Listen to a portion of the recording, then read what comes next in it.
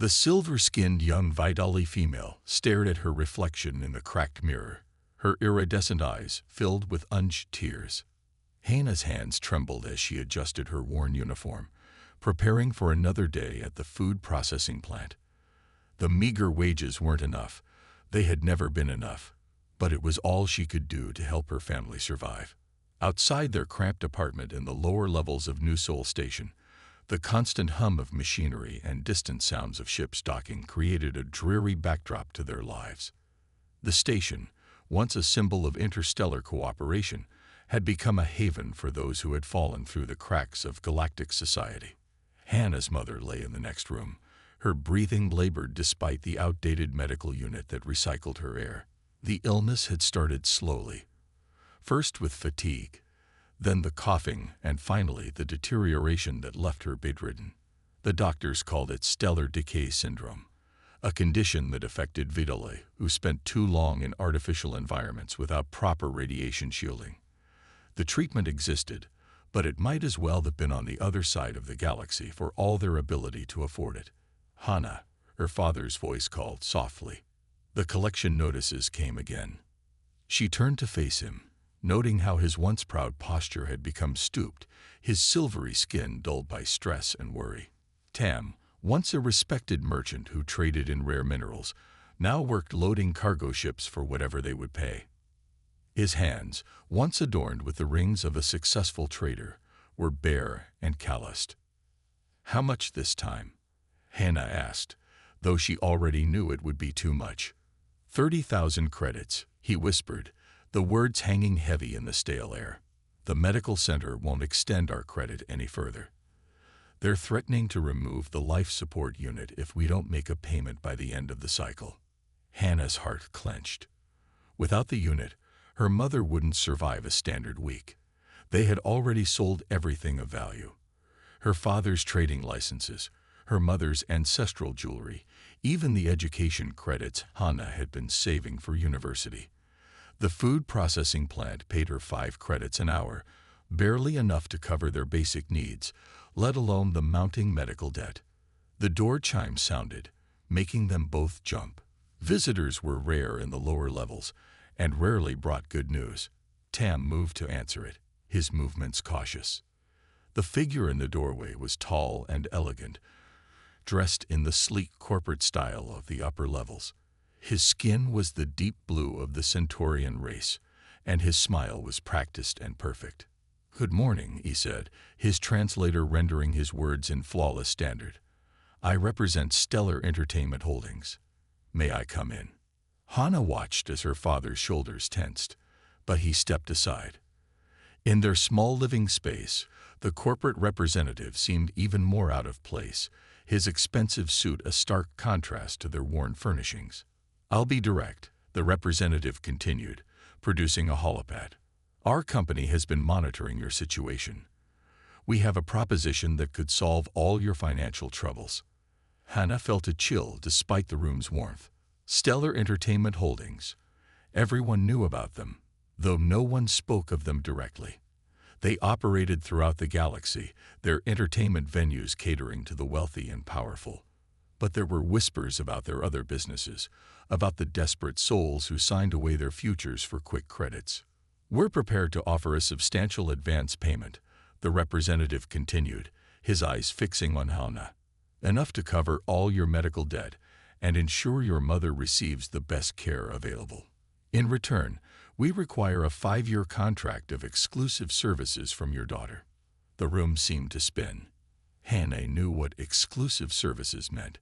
She had heard the stories, seen the advertisements in the darker corners of the station's entertainment district. Young beings of various species, dancing and entertaining in clubs where the wealthy spent more credits in an evening than her family saw in a year. "No," her father said firmly, though his voice shook. "We are not that desperate." The representative's smile didn't waver. "I understand your concern, but please review the terms." He placed the holopad on their small table. "The contract includes full medical benefits, housing allowance, and performance bonuses. Your daughter would be well protected and cared for. More importantly, we would arrange immediate transfer of your wife to the premium care center in the upper levels. Hannah watched as her father's resistance crumbled. The premium care center, the best medical facility on the station.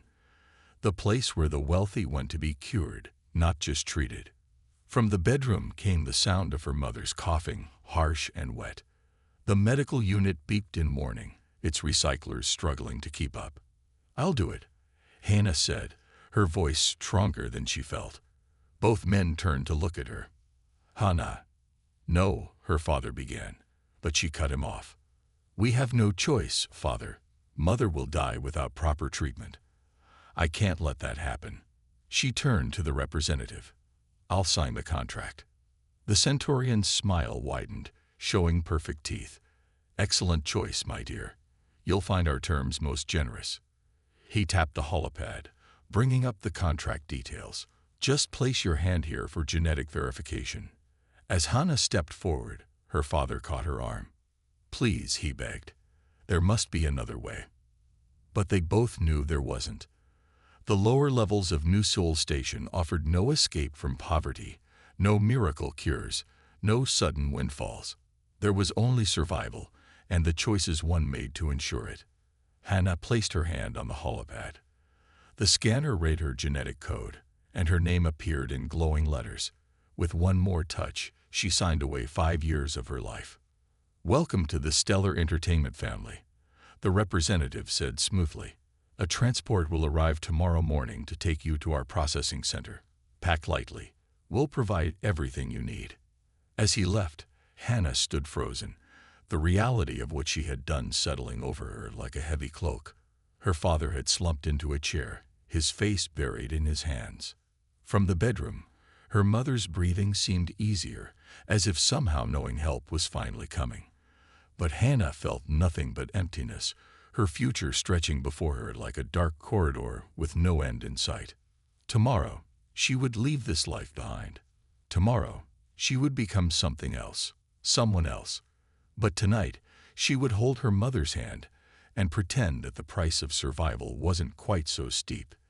In the station above, the endless stream of ships continued their arrivals and departures, carrying dreams and despair in equal measure. Somewhere in that vast flow of beings and commerce, a young Vidali's fate had been sealed with a simple touch of a holopad, her soul traded for her mother's life. The story of Hannah, like so many others in the lower levels, was about to take a turn.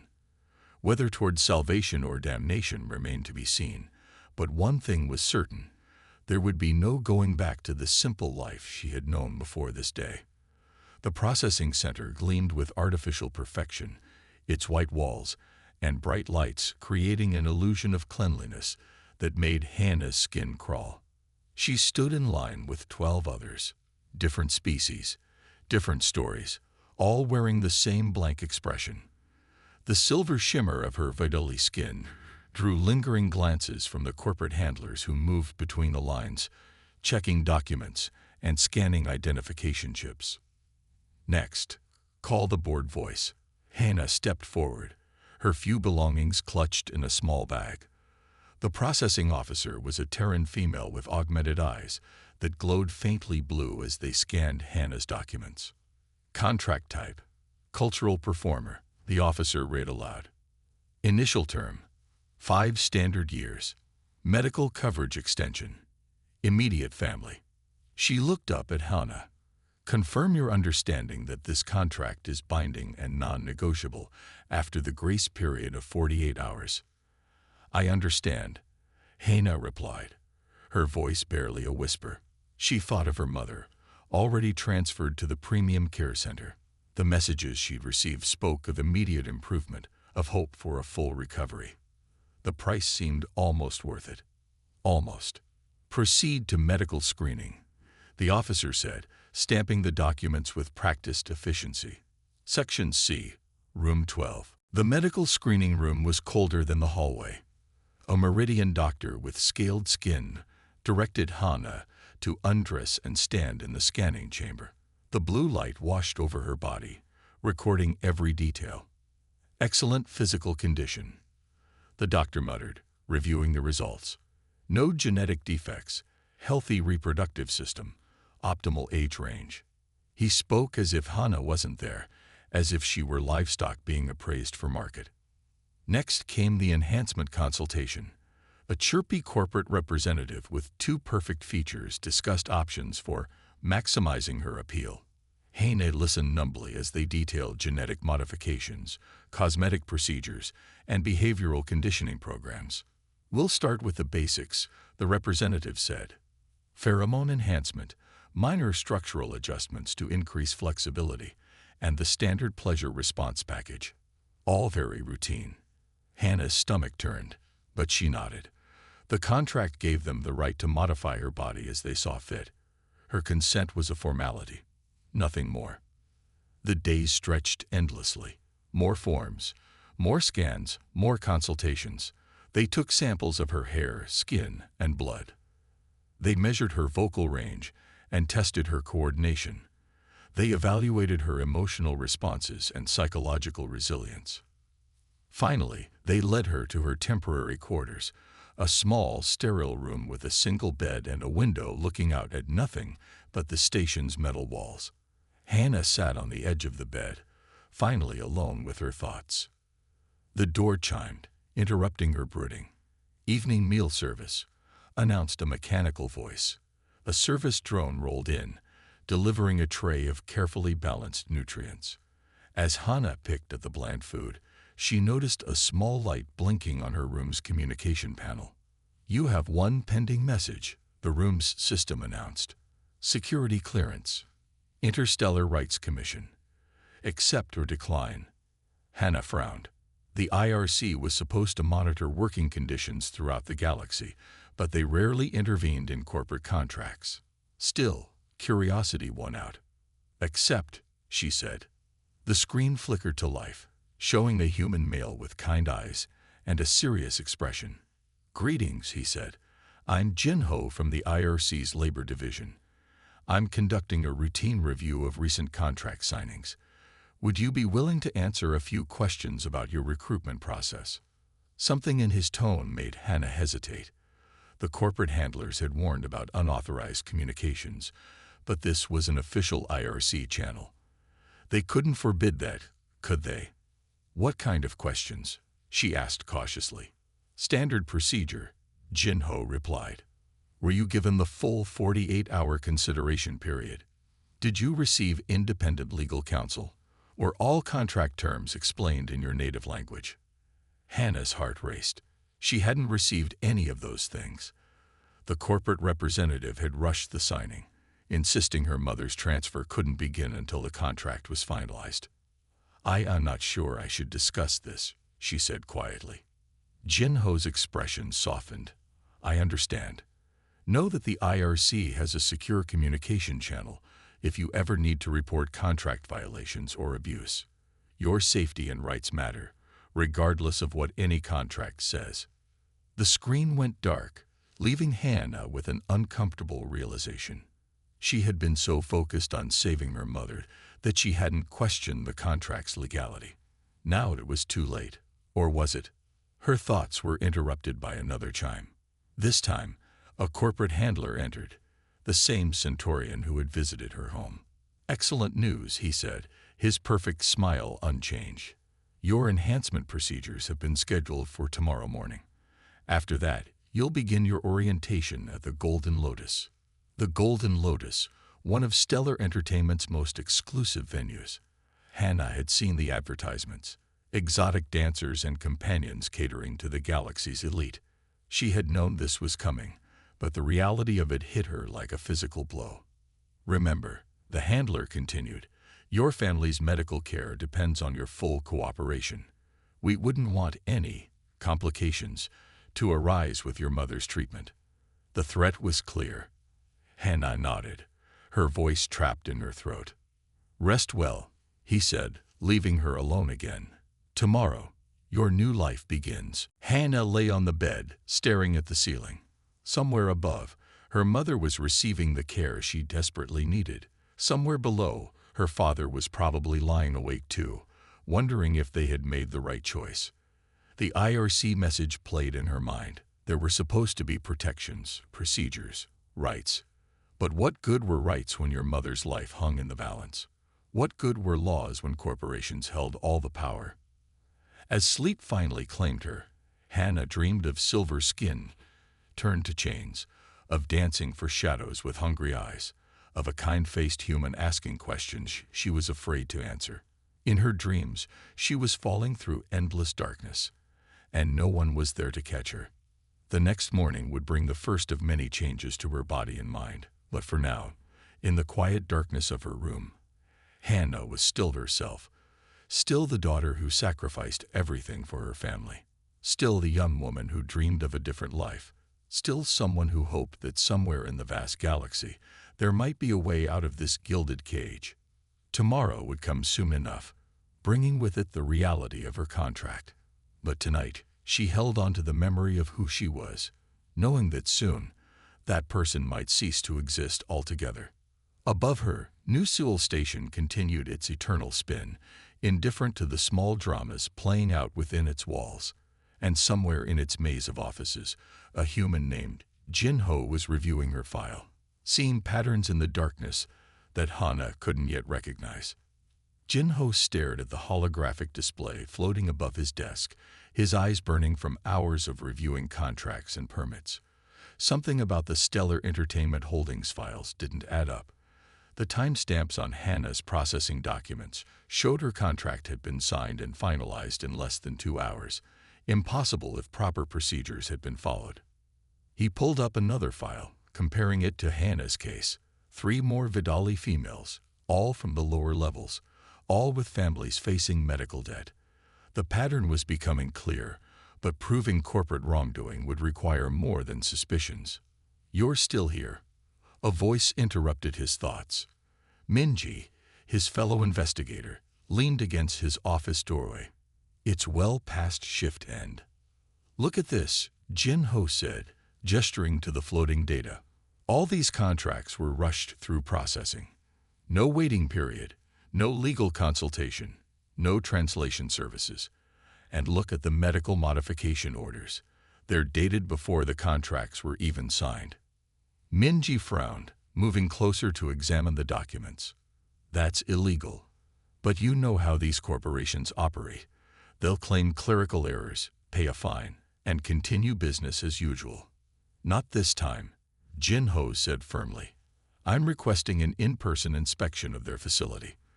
The Golden Lotus has never allowed IRC investigators inside, claiming privacy concerns for their clients. But these processing violations give us grounds for immediate access." The next morning, Jin-Ho stood before the Golden Lotus's ornate entrance. The club wouldn't open for hours, but already staff hurried about, preparing for another night of catering to the galaxy's wealthy elite. A corporate representative met him in the lobby, not the usual handler, but a human woman in an expensive suit. "Inspector Park," she said smoothly. "I'm Director CO. We were surprised by your sudden inspection request." "Standard procedure following contract irregularities," Jin-Ho replied, keeping his voice neutral. "I'll need to speak with your recent contractors, particularly the Vidali performers." "Of course," Director CO smiled. "Though I should mention that many are in training sessions or medical enhancement procedures. We take our contractual obligations to prepare them very seriously." They walked through the club's public areas, all glamour and luxury, designed to separate patrons from their credits. But Jin-Ho was more interested in what lay behind the gleaming facades. In a private preparation room, he finally saw Hannah. She sat before a mirror while a technician adjusted something at the base of her neck.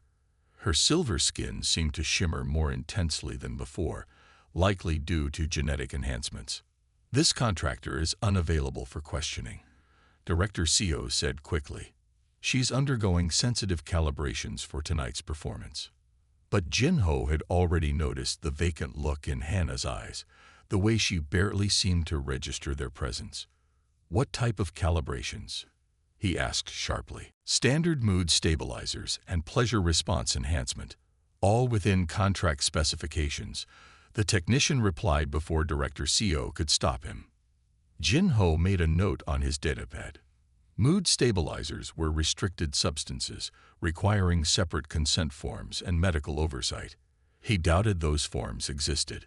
"Hannah," he said gently, "do you remember me?" From the IRC communication, her eyes flickered briefly, something like recognition crossing her face before the vacant expression returned. "I'm not supposed to." "That's enough," Director CO cut in. "These performers must maintain focus during preparation. Surely you understand." But Jin-Ho had seen what he needed to see. The corporations weren't just exploiting desperate families. They were using restricted substances to control their contractors. Back in his office, Jin-Ho began building his case. He compiled evidence of contract violations, medical irregularities, and illegal substance use, but he knew it wouldn't be enough. The corporation's lawyers would tie the investigation up in bureaucratic knots for years. He needed something more, something the corporation couldn't explain away or bury under legal motions.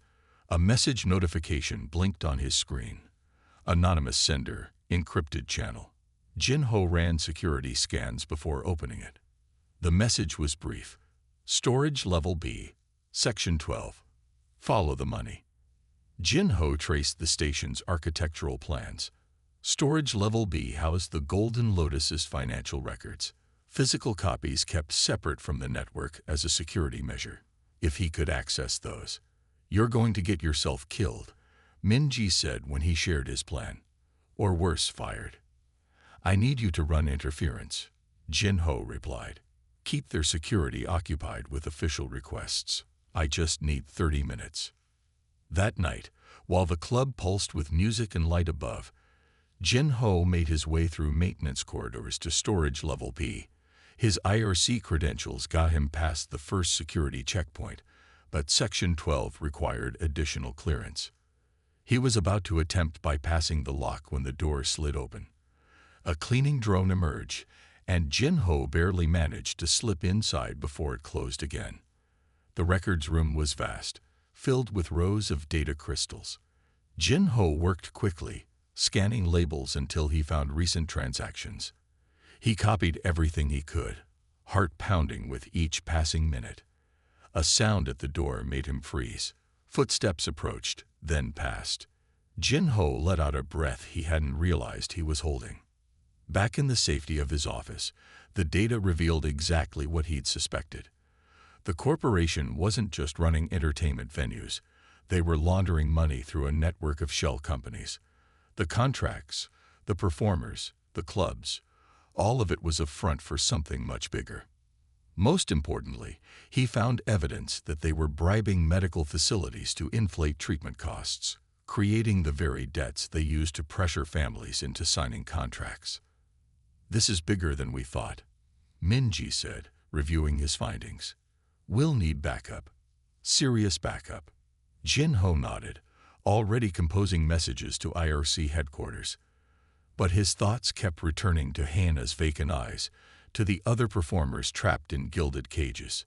A new message appeared, same anonymous sender. "They know you were there. Watch your back." As if to confirm the warning, his office door chime sounded. Director CO stood outside, her perfect smile now predatory. "Inspector Park," she said, "we need to discuss your unauthorized access to private corporate records." Jin-Ho met her gaze steadily. "Actually, we need to discuss your company's illegal activities. I have enough evidence to shut down your entire operation." "Do you?" she asked softly. "Are you sure you want to pursue this?" "Accidents happen, Inspector, even to IRC officers, even to their families." But Jin-Ho had anticipated this. The evidence was already backed up, distributed to secure locations.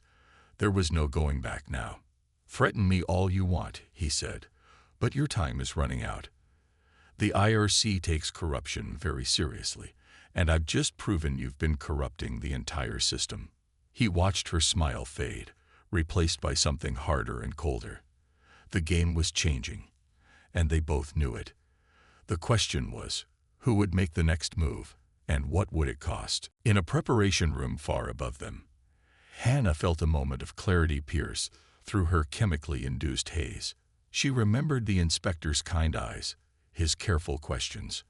For the first time since signing her contract, she felt something new stirring in her chest.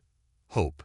The safe house was small and plain, hidden in the residential section of New Seoul Station's middle levels. Jin-ho sat at a simple table with Min-ji and 3 other IRC agents, surrounded by holographic displays showing surveillance footage, financial records, and medical documents. The problem isn't just proving their illegal activities, Min-ji said, manipulating a display showing the Golden Lotus's security systems. It's getting the performers out safely before the corporation can move or harm them. They're already moving some assets, said Agent Song, a cybersecurity specialist. Large sums are being transferred through their shell companies. They know we're closing in. Jin-ho focused on a grainy image of Hana being escorted to a private entertainment pod. The vacant look in her eyes had grown worse over the past week. The corporation was increasing her doses of mood stabilizers, probably afraid she would talk to IRC investigators again. We need to act soon, he said. The longer we wait, the more evidence they can destroy. And, he paused, thinking of Hannah's fading consciousness. Some damage can't be undone. I have something, Agent Yoon called from her workstation. Medical supply requisitions for the Golden Lotus. They're ordering 3 times the legal limit of restricted substances. Mood stabilizers, memory suppressants, pleasure enhancers, enough to control dozens of performers. That's our way in, Jin-ho said, standing up. Medical violations give us authority for an immediate raid. No warrants needed, no time for them to hide evidence. They'll still fight back, Min-ji warned. Their security forces aren't just for show. That's why we need help. Jin-ho pulled up another file. I've been in contact with the station security force. Captain Lee owes me a favor, and she hates these corporate exploitation rings. She'll provide backup when we move. The plan came together over the next hours. Agent Song would disable the club's security systems and lock down their communication channels. Station security would secure the perimeter and handle any armed resistance. IRC medical teams would be ready to treat performers and gather evidence of substance abuse. What about the families? Min-ji asked quietly. The corporation will try to use them as leverage. Jin-ho nodded. He'd thought of that. I've arranged protective custody for all performers' families. As soon as we move on the club, station security will escort them to safe locations. One more thing, Agent Yoon said. We found this in their medical files. She projected a new document. They're planning to move their premium assets, including Hannah, to an off-station facility tomorrow night. If we're going to act, it has to be before then. Jin-ho felt cold anger rise in his chest. Off-station meant off-jurisdiction. Once the performers were moved, they'd be beyond IRC help. Tonight, he decided. We move tonight. The next few hours were a blur of preparation. Jin-ho recorded his evidence and findings, ensuring multiple backups existed in case something went wrong. He thought of Director Seo's threat, but pushed the fear aside. This was bigger than personal safety. A message arrived from his anonymous source. Loading Dock C midnight shift change. Security will be minimal. Can we trust this source? Min-ji asked when he shared the information. They haven't been wrong yet, Jin-ho replied. And we don't have many options. As station night cycle approached, Jin-ho made one final call to Hannah's father. Keep your wife's medical unit powered up and ready to move, he instructed. When station security arrives, go with them immediately. Don't pack, don't ask questions, just go. It's Hannah, the father began. We're getting her out, Jin-ho promised. All of them, but I need you to trust me. The next hours crawled by. Jin-ho watched through surveillance feeds as the Golden Lotus filled with its usual wealthy clientele. He saw Hannah and other performers moving like beautiful dolls, their eyes empty, their movements precise and programmed. At precisely midnight, Agent Song's virus hit the club's systems. Security cameras went dark. Emergency lights flashed. Doors sealed randomly, trapping security forces in separate sections of the building. Station security moving in. Captain Lee's voice crackled over the comm. All units in position. Jin-Ho led his team through the loading dock, IRC badges granting them emergency access. Inside, chaos reigned. Patrons rushed for exits while security forces tried to maintain order. They found Director Seo in her office, calmly deleting files. "This is corporate property," she said smoothly. "You have no authority." "Actually, we do." Jin-Ho handed her the medical violation notice.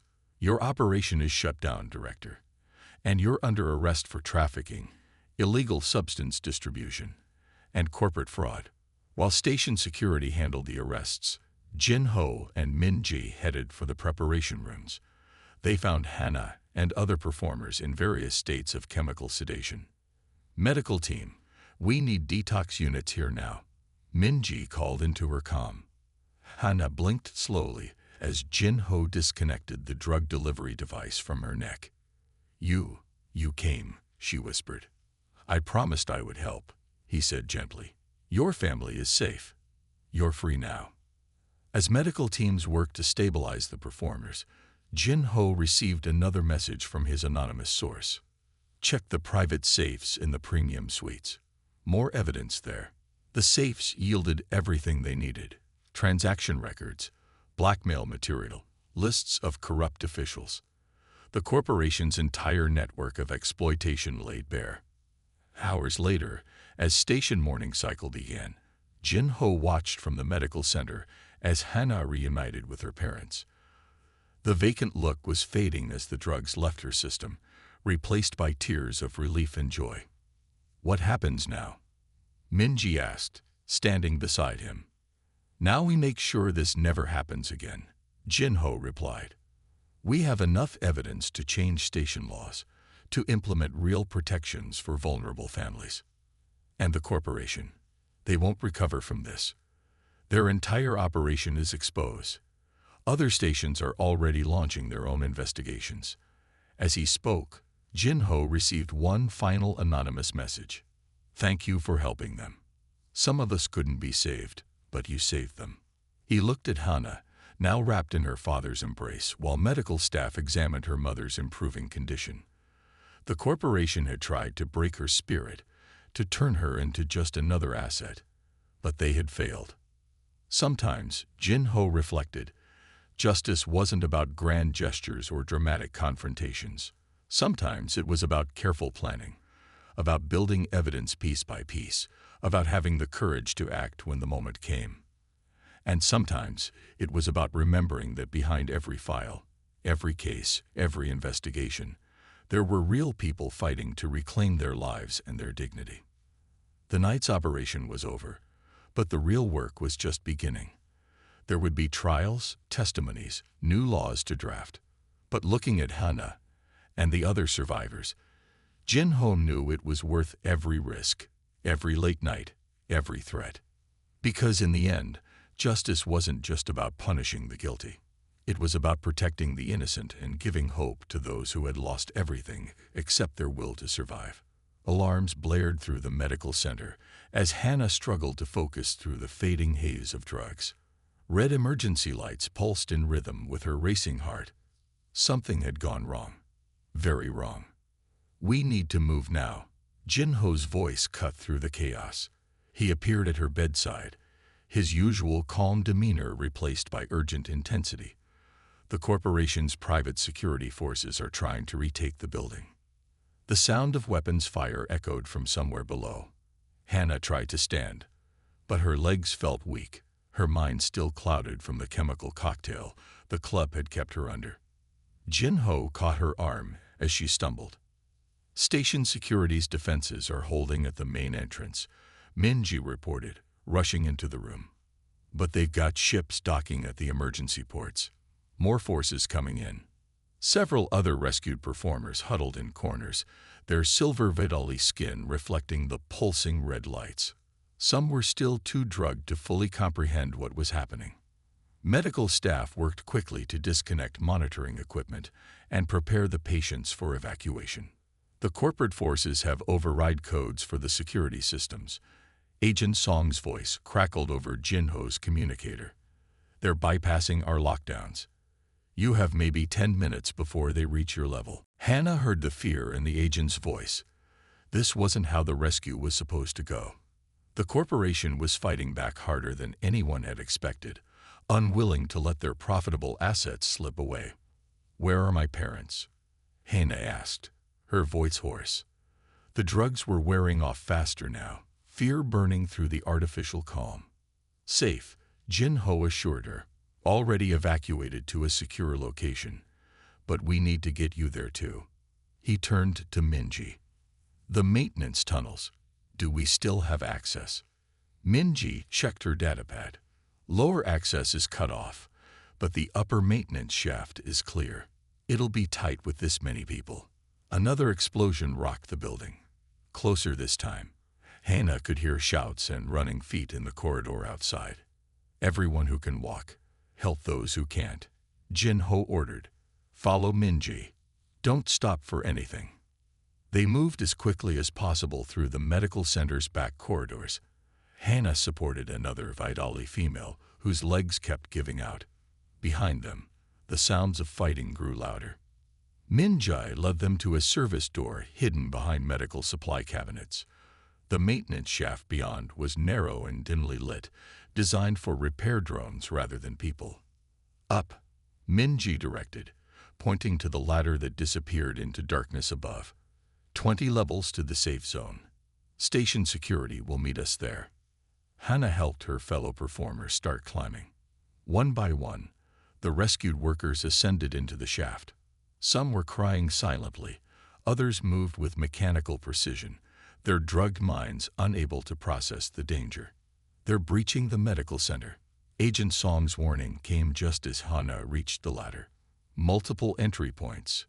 Get out now." Jinho pushed her gently toward the ladder. "Go. I'll hold them off. But go." His voice left no room for argument. Hannah climbed, her arms shaking with effort. Above her, the line of performers disappeared into the darkness. Below, she heard the service door burst open, followed by shouting and the distinctive sound of stun weapons. The shaft seemed endless. Hannah's muscles burned, her newly enhanced body fighting against the lingering effects of the control drugs. Somewhere below, weapons fire echoed up the metal walls. "Keep moving," Minji called down from above. "We're halfway there." A scream echoed up the shaft. Hannah looked down to see one of the performers losing her grip, exhaustion finally overwhelming her. Without thinking, Hannah reached down, catching the falling woman's arm. Together, they hung suspended in the darkness, both trembling with effort. "I've got you," Hannah gasped, surprising herself with her strength. The corporation's enhancements, meant to make her a better performer, now helped her save a life. More weapons fire below. The corporate forces had found the shaft. Light beams cut through the darkness as they fired upward. "Almost there." Minji's voice seemed distant. "The exit is just ahead." Hannah's arms felt like they were on fire, but she refused to let go of the woman she'd caught. They climbed together, painfully slow, each movement a battle against exhaustion and fear. Finally, she saw light above. Real light, not the angry red of emergency beacons. Minji and station security officers reached down, helping pull performers through the exit into a wide corridor. "Jinho?" Hannah asked as security officers sealed the shaft behind them. "Did he?" "Here." His voice came from behind her. He looked battered but alive, his IRC uniform scorched by weapons fire. "Couldn't let you have all the fun." Before anyone could relax, more alarms sounded. "They're trying to lock down this level," a security officer reported. "We need to move to the evacuation point now." They ran through station corridors that Hannah barely recognized, though she must have passed through them before. Everything looked different from outside the corporation's control. There, Minji pointed ahead. A large cargo transport waited at a private dock, its engines humming. Everyone inside. Hannah helped others board, counting faces, making sure no one was left behind. The woman she'd saved on the ladder grabbed her hand briefly, a silent thank you passing between them. Corporate ships approaching, the transport's pilot announced. We need to launch now. Wait. Hannah turned to see Jin Ho running toward them, carrying someone. Another performer who had collapsed during the escape. He made it inside just as the transport's doors began closing. The launch was rough, artificial gravity struggling to compensate as they accelerated away from the station. Through the viewport, Hannah saw corporate ships in pursuit, their weapons charging. Station security fleet moving to intercept, the pilot reported. They'll cover our escape. Hannah watched as police vessels engaged the corporate ships, forcing them to break off pursuit. The transport jumped to emergency speed, leaving New Seoul Station and its glittering lights behind. Where are we going? Someone asked in the sudden quiet. ICC headquarters, Jin Ho answered. Neutral territory. They can't touch you there. He looked at Hannah. Your parents will meet us there too. Hannah nodded, too exhausted for words. Around her, other performers were finally letting themselves cry, the reality of their escape sinking in. They were free, but freedom felt strange after so long in captivity. The woman Hannah had saved on the ladder spoke softly. They'll try to find us again. Let them try, Jin Ho said firmly. You're under ICC protection now, and we have enough evidence to ensure they never hurt anyone else. Hannah looked out at the stars streaming past the viewport. Somewhere ahead was a new life, one she would build for herself. The corporation had tried to own her body, to drug away her soul, but they had failed. She touched her neck where the drug delivery device had been, feeling only smooth skin now. The artificial enhancements they'd forced on her would remain, but they were hers to use as she chose. Thank you, she said to Jin Ho, for not giving up on us. He smiled, looking as tired as she felt. Thank you for being brave enough to trust us. The transport continued through space, carrying its cargo of rescued souls toward safety. Behind them, New Seoul Station grew smaller, its lights dimming until it was just another bright spot in the vast darkness. But for the first time since signing that contract, Hannah felt truly alive. Whatever came next, she would face it as herself, not as property, not as a performer, but as a free person who had fought for her soul and won. We'll continue crafting Part 6 for you. Would you like me to proceed with writing Justice Served, with focus on the legal aftermath of the rescue, Hannah's testimony, and the corporation's downfall? Once you confirm, I'll write a compelling 1,600-word continuation that maintains the emotional depth and narrative tension while using simple, accessible English. I'll ensure it follows naturally from the dramatic escape in Part 5. 3 years had passed since the night of the escape, but Hannah's silver skin still shimmered with the enhancements the corporation had forced upon her. She stood before the mirror in her apartment at the Interstellar Rights Commission headquarters, adjusting her formal robes. Today, she would address the Galactic Council again, but this time as more than a survivor, as a voice for change. The sound of laughter drifted through her open window. Below, in the ICC's communal gardens, other rescued performers gathered for their weekly support meeting. Some had chosen to reverse their enhancements, while others, like Hannah, had reclaimed them as part of their strength. Their silver skin caught the artificial sunlight as they shared stories and dreams of their new lives. A gentle knock at her door interrupted her thoughts. Jin Ho stood there, his IRC uniform pressed and formal for the council meeting. Though his hair had gained a few gray streaks since the rescue, his eyes still held the same determination she remembered from that first meeting in the Golden Lotus. "Ready?" he asked. Hannah nodded, picking up her datapad containing her speech. "The council can't ignore us this time. Not with the evidence from the new trafficking ring we uncovered." Together, they walked through the ICC's gleaming corridors. Staff members nodded respectfully as they passed. Hannah was well known here now, the survivor who would become an advocate, who used her experience to help others escape similar fates.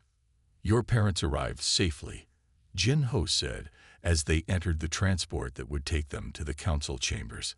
They're already seated in the gallery. Hannah smiled, thinking of how far her family had come. Her mother's health had fully recovered thanks to proper medical care. Her father had found work as a cultural advisor, helping other families avoid the traps that had nearly destroyed them. The corporate debt that had once seemed insurmountable was long gone, erased by the reparations settlement. The council chambers were packed when they arrived. Representatives from hundreds of worlds filled the tiered seats, their attention focused on the central speaking platform. Hannah recognized many faces, some supporters, some who still clung to corporate interests. The council recognizes Hannah of the Vidali, speaking on behalf of the Survivors Alliance. The chief counselor announced. As Hannah took her place at the platform, she saw her fellow survivors in the gallery. The woman she had saved on the ladder now worked as a counselor, helping other trafficking victims. Others had become lawyers, activists, artists, each finding their own way to reclaim their lives. 3 years ago, I stood before you as evidence of corporate exploitation.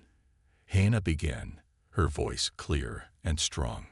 Today, I stand as proof that justice is possible, but our work is not finished. She presented the new evidence. Financial records, witness testimonies, medical documents showing how other corporations had adapted the Golden Lotus's methods. The council chamber fell silent as she described the patterns they had uncovered, the ways traffickers still preyed on desperate families. We demand more than promises, she continued. We need laws with real power, enforcement that cannot be bought, protection for those most vulnerable. The corporations adapted their methods. Now we must adapt our response. In the gallery, she saw her mother wiping away tears of pride. Beside her, her father sat straight and tall, no longer bowed by shame and desperation. They had healed together, their family bonds stronger for having survived the breaking. After her speech, as council members debated the proposed measures, Hannah sat with Jin-ho in a quiet observation room. Through the window, they could see ships arriving and departing, carrying people from countless worlds. Did you ever imagine this? She asked him. That night in the Golden Lotus, when you first saw what was happening. Jin-ho shook his head. I hope to save lives. You've helped save worlds. A message flashed on Hannah's datavat. Another tip from their network of informants. Another corporation. Another group of desperate people in need of help. The work never ended, but now they had resources, allies, and most importantly, hope.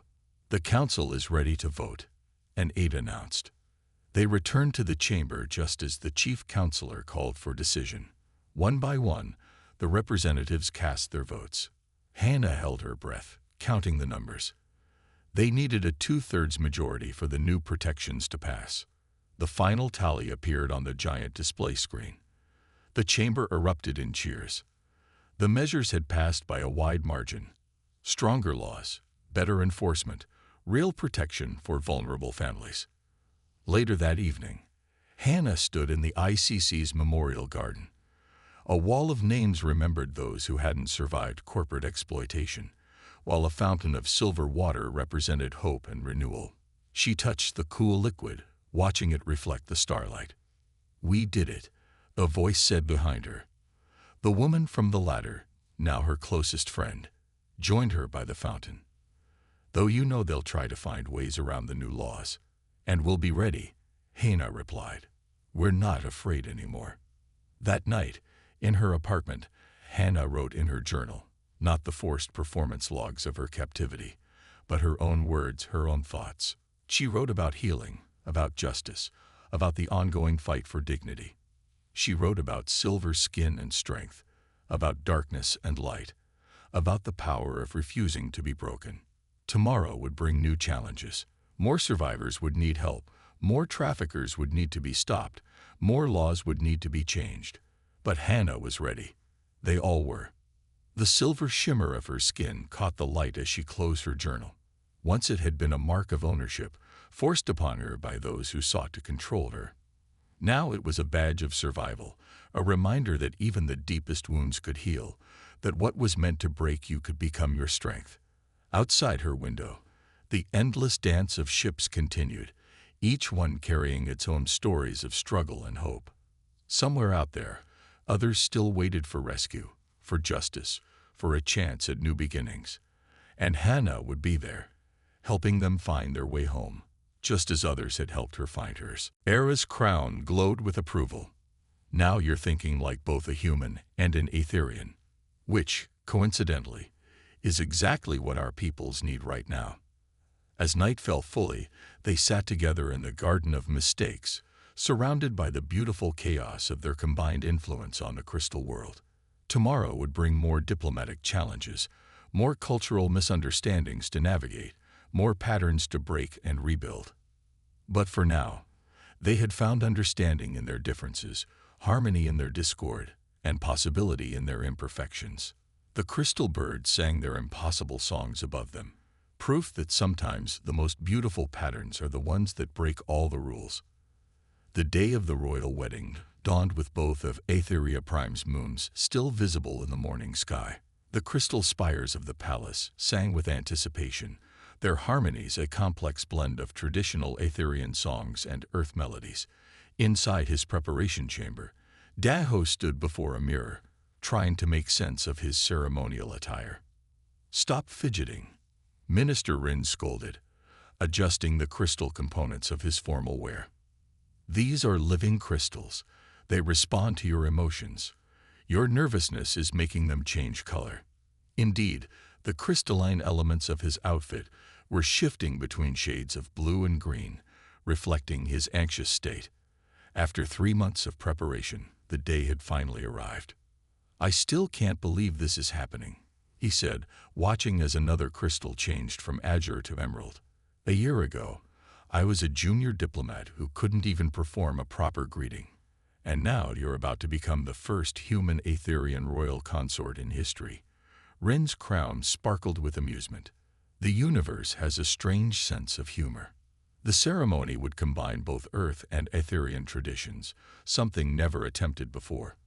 Through the window, Daho could see the great crystal dome of the ceremonial hall, where thousands of guests from both worlds had gathered. "It's time," announced Liz, entering the chamber. His former cultural advisor now served as his chief of staff, her crown creating patterns of excited anticipation. The queen awaits. The walk to the ceremonial hall felt both endless and too short. Guards in living crystal armor lined the corridors, their formations creating complex light patterns that danced across the walls. As they approached the great doors, Daho heard the combined sounds of Earth's classical music and Aetherian crystal harmonies, a new composition created specifically for this day. The doors opened, revealing a sight that took his breath away. The vast hall was filled with light and music. Humans and Aetherians sat together, their differences highlighted and celebrated rather than hidden. Above them, crystal birds flew in formation, their songs adding to the symphony. But all of this faded when Daho saw Era. She stood at the far end of the hall, her ceremonial robes seeming to capture and amplify every ray of light. Her crown had been transformed into something entirely new, a fusion of traditional Aetherian patterns and elements inspired by Earth's natural forms. When their eyes met across the distance, her crown created a pattern he now recognized as love. The ceremony itself was a beautiful chaos of mixed traditions. They exchanged Earth-style vows in both Korean and the musical language of the Aetherians. They performed the ancient crystal bonding ritual, but with modifications that allowed for human participation. When Daho accidentally created a new harmonic pattern during one of the traditional songs, the crystal birds immediately adapted their melody to match it, creating something unexpected and beautiful. "This is perfect," Era whispered during a quiet moment in the ceremony, her crown creating patterns that made the surrounding crystals sing.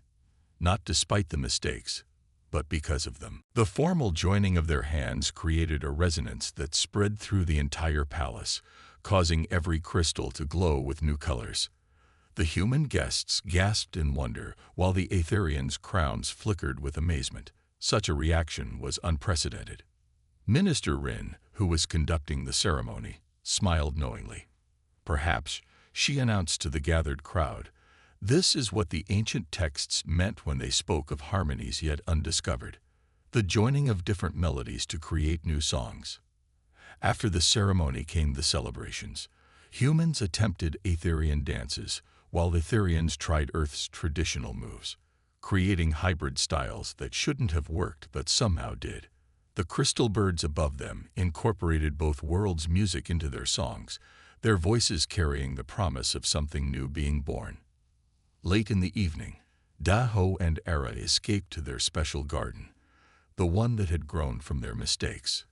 The crystal formations had evolved, creating patterns that combined the mathematical precision of Aetherian designs with the organic chaos of Earth's natural growth. Look, Era said, pointing to a new crystal formation that had grown during the ceremony. It's responding to both of us equally now. Neither human nor Aetherian, but something new. Daho touched the crystal gently, feeling its resonance, like the future we're building. Exactly, she smiled, her crown creating patterns that reflected in every crystal around them. A future where differences don't divide us, but make us stronger. Above them, the twin moons of Aetheria Prime shared the sky with visible stars that would lead back to Earth.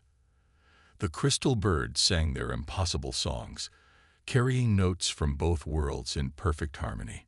In the palace behind them, humans and Aetherians continued their celebrations, learning each other's ways and creating new ones together. You know, Daho said thoughtfully, when I first arrived here, I thought my job was to learn how to be more like an Aetherian. Now I understand that wasn't the point at all. Era's crown created a pattern of questioning. Oh, the point wasn't to become like each other, but to learn how our differences could create something greater than either of us could achieve alone. A crystal flower bloomed beside them, its pattern unlike anything seen before on either world. It sang with a voice that combined Earth's chaos and Aetheria's precision, creating a melody that would have been impossible just a year ago. To the future, Era said, her voice carrying both royal authority and personal joy. May it be as beautifully imperfect as we are. The crystal garden sang around them, its voice carrying their story to the stars, a tale of mistakes that turned out to be destiny, of differences that became strengths, and of two very different beings who found perfection in their imperfect union. As the last light of day faded, the crystal birds above sang a new song, one that would be remembered for generations on both worlds. It was a song of hope, of change, and of the endless possibilities that arise when different worlds dare to dream together. The future stretched before them, as vast and full of potential as the space between their worlds. It would not always be easy. There would be misunderstandings, challenges, and plenty more diplomatic incidents. But now they understood that these weren't obstacles to overcome, but opportunities to create something new and wonderful. In the end, that was their greatest discovery, that love, like the universe itself, grows stronger not through perfect symmetry, but through the beautiful chaos of different patterns learning to dance together. Asterisk, the end asterisk.